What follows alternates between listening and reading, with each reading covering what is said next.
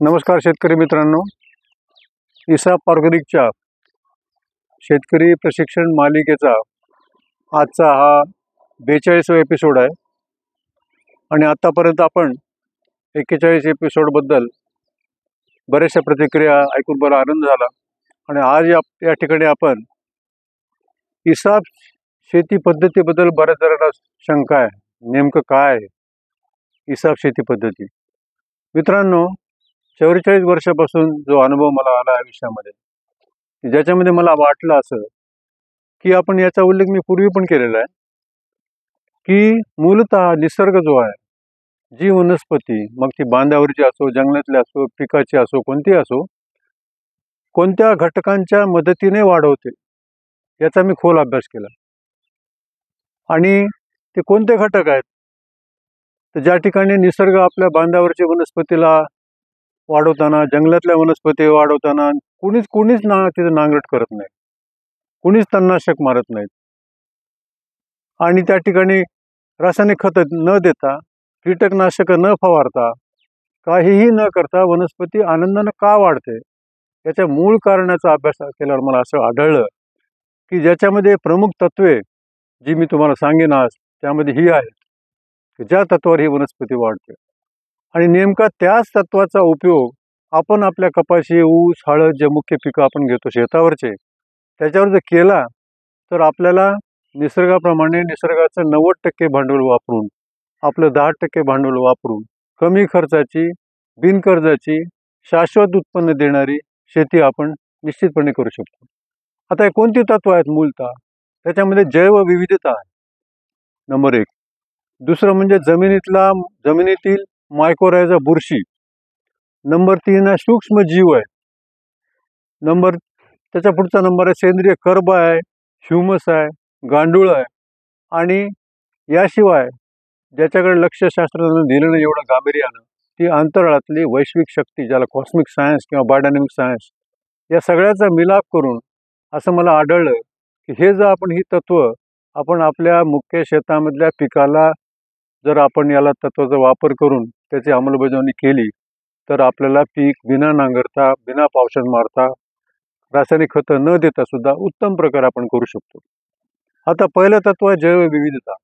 जैवविविधता आपल्याला कोणत्याही शेतामध्ये पीक घेताना एकापेक्षा 5 ते 6 पिकं असं निरनिळे पिकं घेणं, बॉर्डरला पीक घेणं, मिश्र पीक घेणं, हिरवळ पीक घेणं अत्यंत महत्त्वाचं आहे. जैवविविधता जी आहे, बायोडायव्हर्सिटी ज्याला म्हणतो आपण, ती बायोडायव्हर्सिटी नुसत्या पीक पद्धतीमध्येच नको आहे, तर आपण हिरवळीचे पीक जे घेतो त्याच्यामध्ये सुद्धा जैवविविधता हवी. त्याच्यामध्ये धेंचा आपण किंवा बोरू घेतो किंवा धेंचा हे घेतो, ताक घेतो आणि हिरवळीचे पीक घेतो. पण या हिरवळीच्या पिकामध्ये सुद्धा आपल्याला विविधता पाहिजे. का पाहिजे? याच्यामध्ये आपल्याला जमिनीमध्ये, आपल्या शेतामध्ये, आता हा उन्हाळी सीझन आहे, येत्या मान्सूनमध्ये, जूनमध्ये तुम्हाला अशी माझी विनंती आहे की ज्या कोणाला सेंद्रिय शेती करायची आहे त्यांनी हे तत्व हे निश्चितपणे पालन करावं की त्या ठिकाणी आपण पेरणी अगोदर 2 महिने ॲरोग्रीन नावाचं हिरवळीचं पीक घ्यावं. कशामुळे घ्यावं? तर सूक्ष्मजीव वाढले पाहिजे. सूक्ष्मजीव अत्यंत महत्त्वाचा आहे. तो वनस्पतीच्या वाढीचा मुख्य गाभा आहे. फ्रान्सचा एक शास्त्रज्ञ होता, कर्वरन, त्यानं खूप संशोधन केलं याच्यावर. तो म्हणाला की सूक्ष्मजीवामध्ये अनुवंशिक क्षमता आहे की ते जमिनीतल्या एका मूलद्रव्याचं रूपांतर दुसऱ्या मूलद्रव्यात करू शकते. मूलद्रव्य जमिनीमध्ये आहेत, मुख्य मूलद्रव्य, दुय्यम आणि सूक्ष्म मूलद्रव्य सगळे आहेत, परंतु पिकांना हवं ते मूलद्रव्य नत्र सुरुवातीला लागते. हवं ते मूलद्रव्य हवं त्या प्रमाणात, हवं त्या अवस्थेमध्ये उपलब्ध करून देण्याची जैविक क्षमता सूक्ष्मजीवामध्ये आहे. याचं कारण त्यानं विश्लेषण असं केलं आणि पुस्तक लिहिलं होतं, proofs on the existence of biological transmutation. याच्यामध्ये स्पष्ट म्हटले की प्रत्येक मूलद्रव्याच्या मध्यभागी न्यूक्लियस असतो आणि न्यूक्लियस म्हणजे केंद्रबिंदू असतो. या केंद्रबिंदूला अनेक प्रोटॉन्स वरचेवर जोडल्या जातात किंवा कमी होतात. आणि या प्रक्रियेमध्ये जेव्हा त्यांना लक्षात आलं की जेव्हा नत्राची गरज आहे किंवा कॅल्शियमची गरज आहे, तेव्हा असं लक्षात आणून दिलं त्यानं, त्या पुस्तकात लिहिलेलं आहे स्पष्टपणे की हायड्रोजनचा 1 प्रोटॉन आणि पोटॅशचे 19 प्रोटॉन हे जर एकत्र आले तर कॅल्शियम उपलब्ध होऊ शकतो.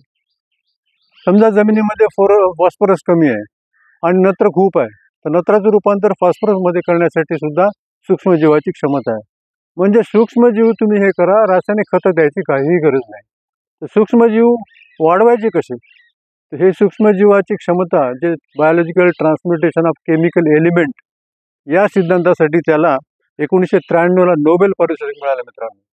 तर हे सूक्ष्मजीव कसे वाढवायचे?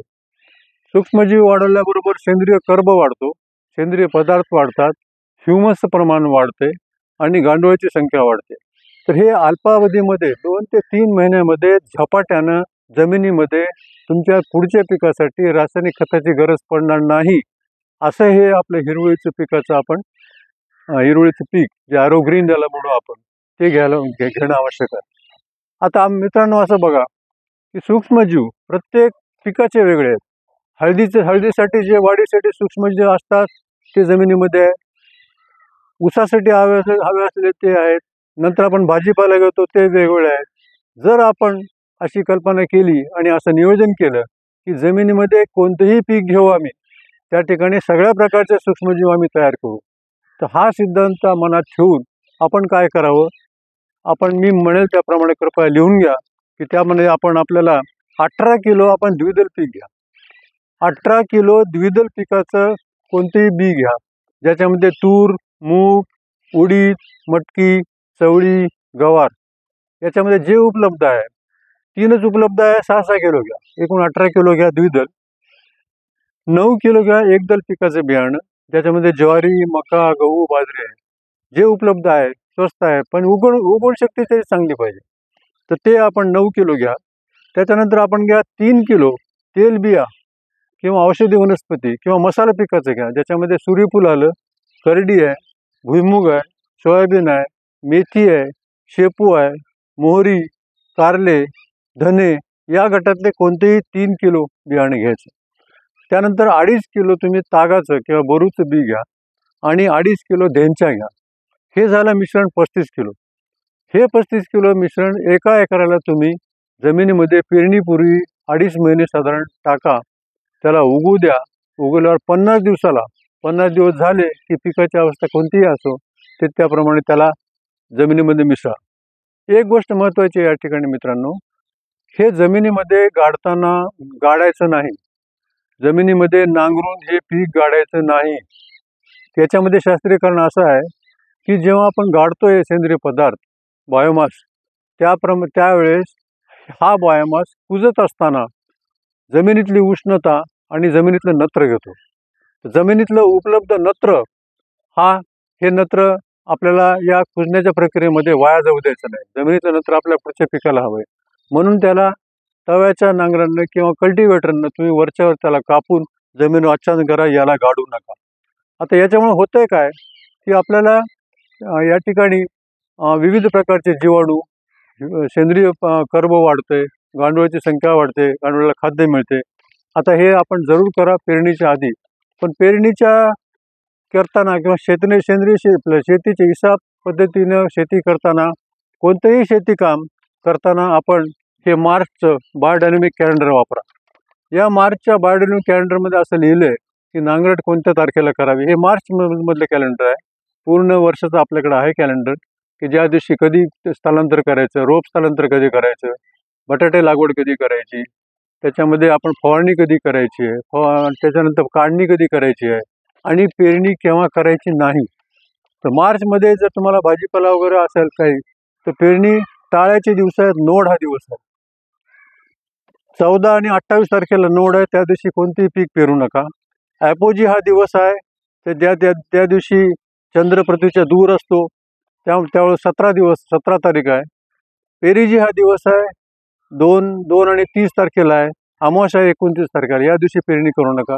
पेरणीचे उत्तम दिवस कोणते आहेत, नंतर सर्वोत्तम दिवस कोणता आहे, नंतर चांगला दिवस कोणता आहे, फवारणीचा कोणता दिवस आहे, हे सुद्धा स्पष्ट याच्यावर लिहिलेलं आहे. आपण त्याचा तुम्ही फायदा घ्यावा.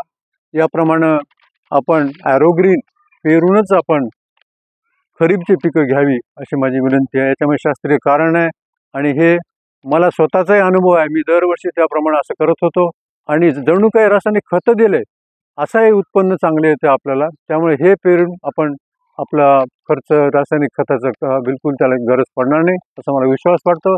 यासंबंधी काही शंका असल्यास आम्हाला संपर्क करावा ही नम्र विनंती. नमस्कार.